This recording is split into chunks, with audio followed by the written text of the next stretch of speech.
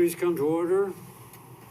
This is a duly advertised meeting of the Joliet City Zoning Board of Appeals. In our capacity, we hear petitions for relief from the strict provisions of our city ordinance. In matters of this type, the decision of this board is final. In respect, it does not go to the mayor or the city council for any further action. If you disagree with our decision, you do have recourse in a court of record. We also hear petitions for variations of land use. In matters of this type, we act as an advisory committee to the mayor and city council, making a recommendation either for or against it. Final decision on land use is made by the mayor and the city council. Secretary, call the roll. Mr. Bias? Here. Mr. Alessio? Mr. McShane? Mr. Noctree? Here. Mr. Riggs? Here. Ms. Rohr? Here. Mr. Hennessy? Here. First order of business would be approval of minutes from the January 18th, 2024. Motion would be in order. So move. Second. We have motion and second to approve the minutes. Pull the board. Mr. Noctree? Here. Aye. Mr. Riggs? Aye. Ms. Rohr? Aye. Mr. Bias? Aye. Mr. Hennessy? Aye. Next would be citizens to be heard on agenda items. I believe we have only applicants here, but if anybody wanted to speak on an agenda item, they can do so now, but we also allow you to speak when your application is called. But anybody wanting to speak could speak now. Seeing none, we can move on to old business for public hearing.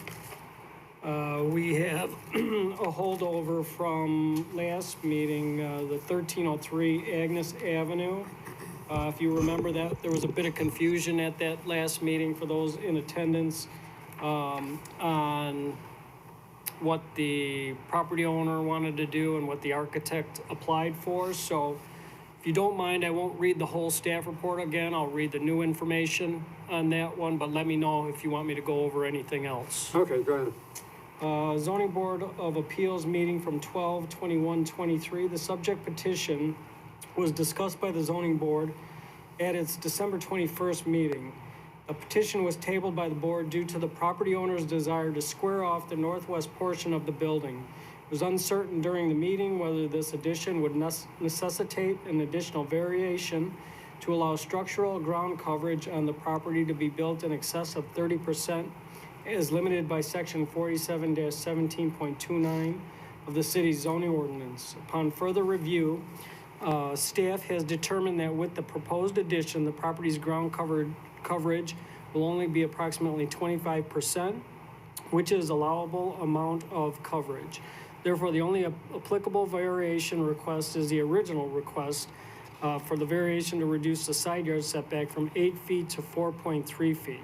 Staff met with the property owner to discuss the requested modification with the project manager to confirm that squaring off the building addition would be the only other requested change from the original submitted site plan.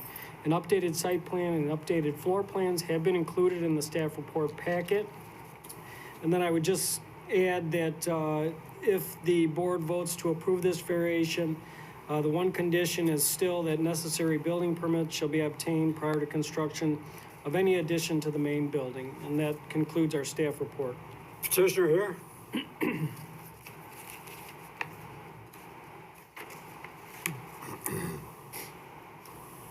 I must swear you in. Do you swear the evidence you're about to present to be the truth under penalty of law? Yes, I do. Name and address. My name is Francisco Contreras and my address is 1303 Agnes Avenue, Joliet, Illinois. Did you get everything worked out?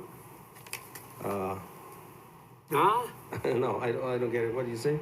Did you get everything worked out with the staff? Oh, yeah, I guess. I just... You're We all- satisfied now. You met with your architect, you squared off the building. That was what you Yeah, requested it's what I last really time. wanted, so. yeah.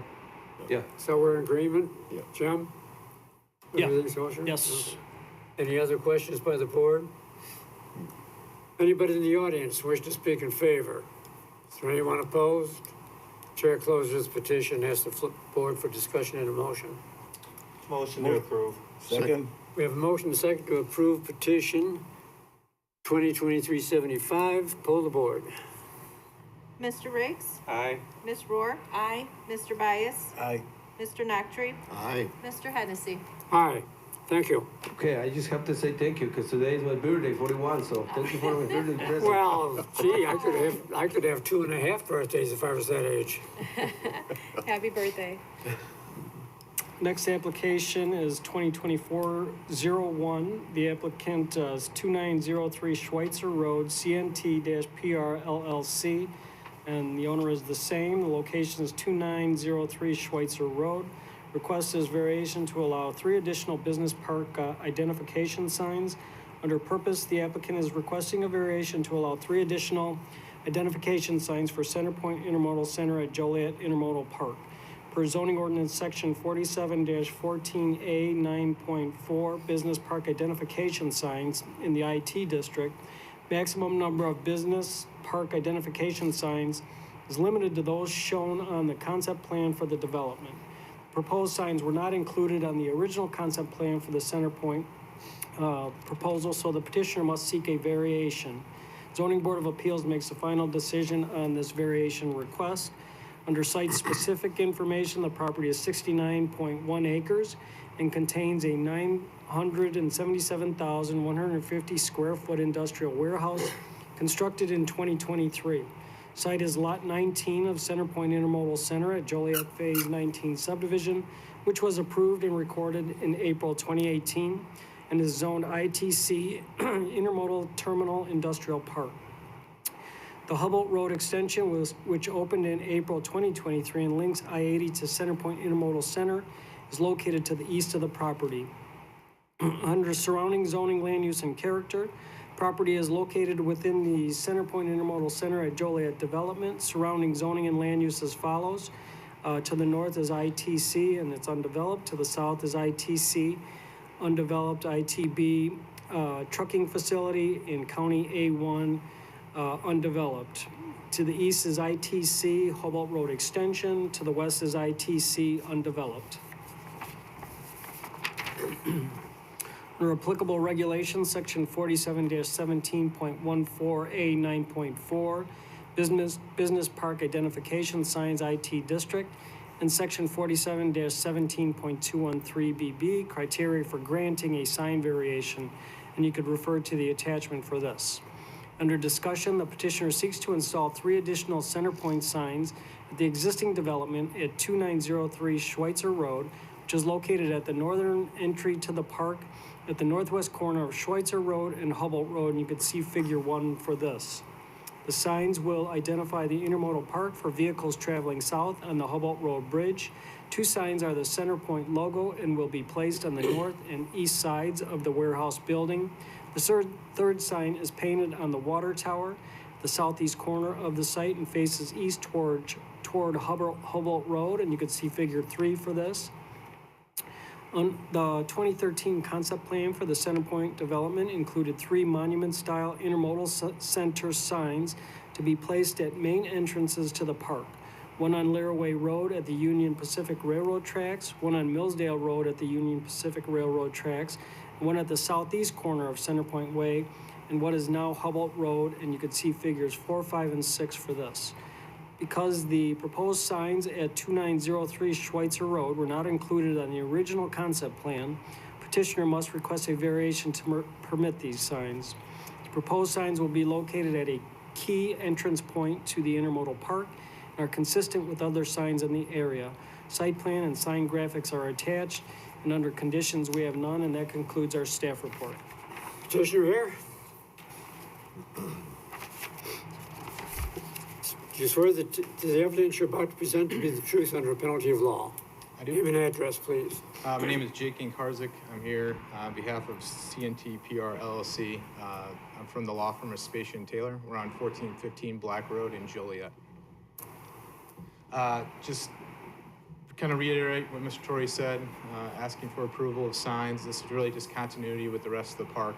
Now that the Humboldt Road Bridge extension has been opened, this becomes one of the main entrances in the park, and we'd ask for approval. Thank you. Any questions? Anyone in the audience wish to speak in favor? Is there anyone opposed? Chairman closes the petition to the floor and asks the board for discussion and a motion. Motion to accept. Second. We have a motion and a second to approve the petition. Poll the board, please.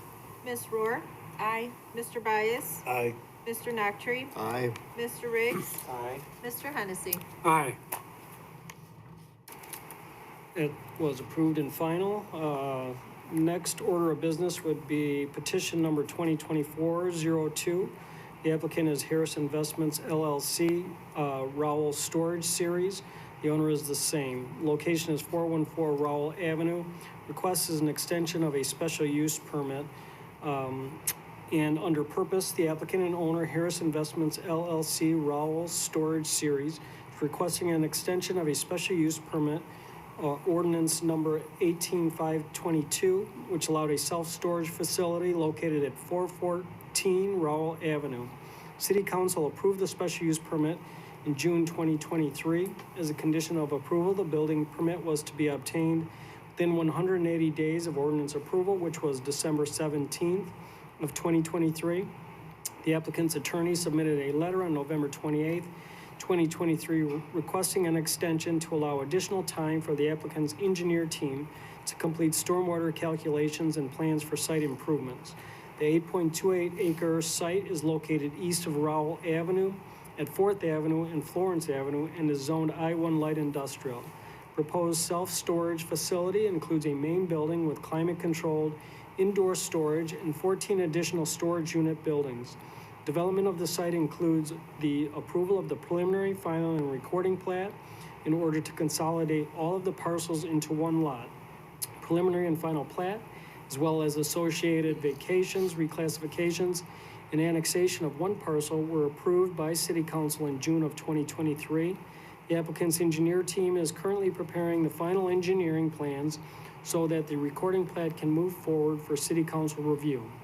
The applicant expects they will have these plans ready in February 2024. The extension is approved. The new deadline to submit building permits would be June 14th, 2024. The Zoning Board of Appeals makes the final decision for this special use permit extension request. Original staff report packet for petition 2023-20. And the minutes from the May 18th, 2023 Zoning Board of Appeals meeting are included as attachments to this report.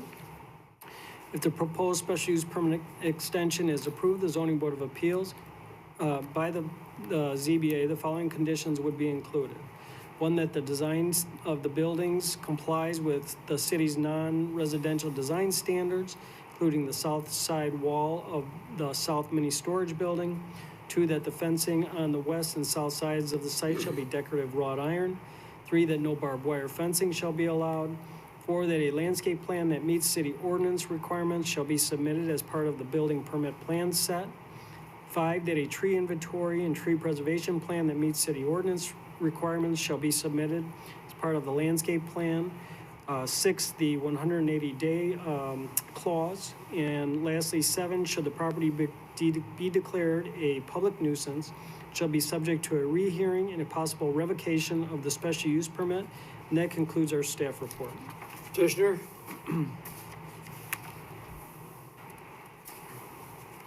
Do you swear the evidence you're about to present to be the truth under penalty of law? Yes. Name and